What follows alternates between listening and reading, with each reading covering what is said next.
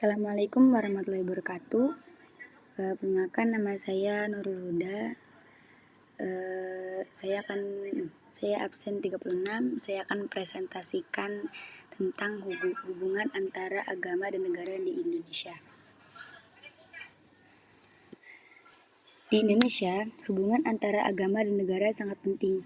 Negara ini memiliki dasar Pancasila yang mengakui keberagaman agama dan menjamin kebebasan beragama bagi seluruh penduduknya. Meskipun tidak ada agama resmi, mayoritas penduduk Indonesia memeluk agama Islam. Namun ada juga agama-agama lain seperti Kristen, Hindu, Buddha, dan kepercayaan-kepercayaan tradisional yang diakui. Hubungan agama dan negara. Dalam praktek kehidupan kenegaraan masa kini, hubungan antara agama dan negara dapat diklasifikasikan ke dalam 3 bentuk, yakni integrated, penyatuan antara agama dan negara, interseksional, persinggungan antara agama dan negara, dan sekularistik, pemisahan antara agama dan negara. Nah, paham ini menurut The Encyclopedia of Religion adalah sebuah ideologi di mana para pendukungnya dengan sabar mengekang segala bentuk supernaturalisme dan lembaga yang dikhususkan untuk itu, dengan mendukung prinsip-prinsip non-agama atau anti-agama sebagai dasar bagi moralitas pribadi dan organisasi sosial.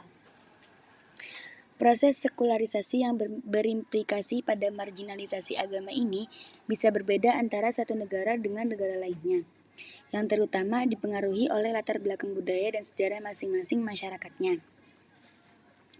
Negara-negara yang mendasarkan diri pada sekularisme memang telah melakukan pemisahan ini, meski bentuk pemisahan itu bervariasi.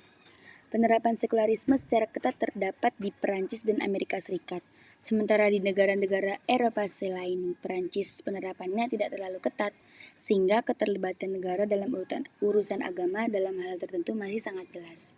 Seperti hari libur agama yang dijadikan sebagai libur nasional, pendidikan agama di sekolah, pendanaan negara untuk agama, keberadaan partai agama, pajak gereja, dan sebagainya.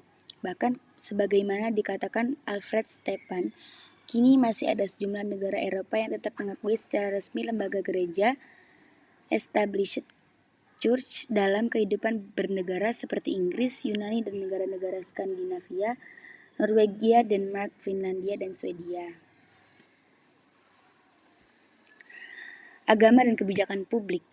Sebagaimana disebutkan di atas bahwa negara mengakui eksistensi lembaga-lembaga keagamaan dalam negara dan masyarakat.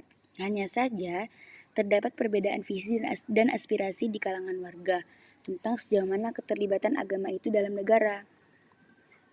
Dalam konteks ini, orientasi warga negara tentang keagamaan dalam konteks kehidupan negara cukup bervariasi, yang secara garis besar dapat diklasifikasikan menjadi 3 bentuk. Pertama, agama sebagai ideologi yang didukung oleh mereka yang ingin menjadikan agama sebagai ideologi negara, yang manifestasinya berbentuk pelaksanaan ajaran agama syariah dalam konteks Islam secara formal sebagai hukum positif. Orientasi kelompok ini pada agama lebih besar daripada orientasinya pada wawasan kebangsaan, sehingga ia akan bisa menimbulkan dilema jika dihadapkan pada realitas bangsa yang majemuk. Kedua, agama sebagai sumber etika moral akhlak yang didukung oleh mereka yang memiliki orientasi kebangsaan lebih besar daripada orientasi keagamaan.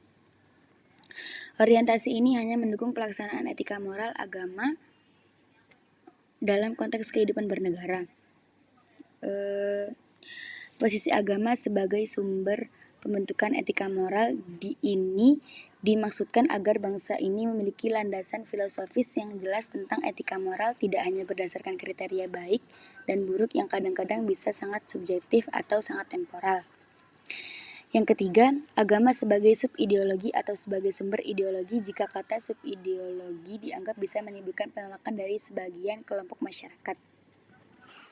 Orientasi pertama memang sangat idealistis dalam konteks Islam, tetapi kurang realistis dalam konteks masyarakat dan bangsa Indonesia yang sangat plural. Sedangkan orientasi kedua sangat idealistis dalam konteks kemajemukan di Indonesia, tetapi kurang realistis dalam konteks agama Islam sebagai agama mayoritas, yang ajarannya tidak hanya berupa etika moral, melainkan juga sejumlah norma-norma dasar. Tarikan yang kuat ke arah salah satu orientasi ini akan mengakibatkan semakin kuatnya tarikan ke arah orientasi yang berlawanan dan bahkan akan dapat menimbulkan konflik internal yang lebih besar. Oleh karena itu, diperlukan jalan tengah di antara keduanya, yakni menjadikan agama sebagai subideologi atau sebagai salah satu sumber ideologi Pancasila. Nah, mungkin itu saja yang bisa saya jelaskan. Mohon maaf apabila ada salah kata, salah ucap. Wassalamualaikum warahmatullahi wabarakatuh.